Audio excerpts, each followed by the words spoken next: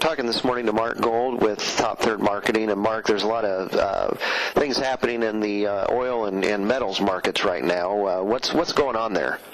Well, we're having a crisis in terms of the Grecian situation, and it's causing a lot of people to be very concerned about the EU currency, and this whole Grecian problem can affect Europe in a lot of different ways. So there's a lot of concern about what can happen to all these European currencies and the euro dollar itself. So we're seeing a massive selling of euros and very strong buying of the U.S. dollars.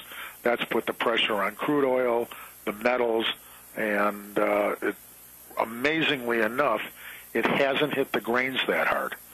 But certainly what's the European and Grecian problems are center of what's happening in the last couple of days here in the grains and the metals. So when you say it hasn't hit the grains that hard, is it that something you're anticipating, and why would it hit the grains that hard? Well, you would expect with the U.S. dollar up 2 full pennies in a day that the wheat market would get hit dramatically, because that makes our exports much more expensive to foreign buyers. But yesterday we saw the wheat rally 19 cents off its lows and actually close higher. We're 4 cents lower today, but about steady where we were, coming into all this.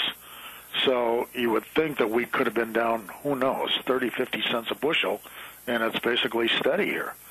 So it's a little bit interesting that, wheat's been able to maintain its strength in here. Now, technically, the wheat charts look very strong to me. They've got good breakthroughs of some of the resistance on the weekly charts. The daily charts look pretty friendly.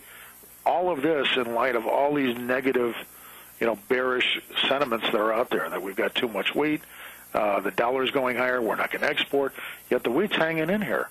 So it's a little bit hard to understand what's going on.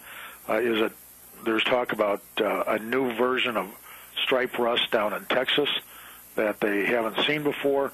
Is that part of the problem? I don't know. Is the frost or the cold weather they're seeing up in Montana? They had some pretty good snow showers up there. Is that part of the problem? It certainly could be. There's talk about frost in the Midwest, though I really don't see it getting that cold to do a lot of damage here. But all that could be, counteracting what we're seeing happening in the U.S. dollar.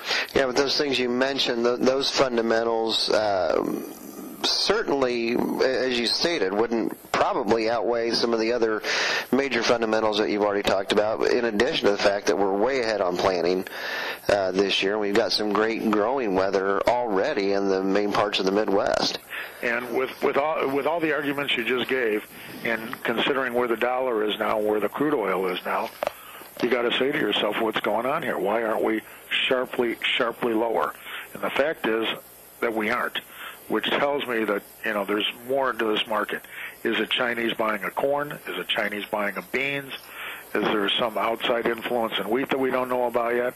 I don't know, but this market acts pretty darn good, considering everything that it's had thrown at it in the last 2 days.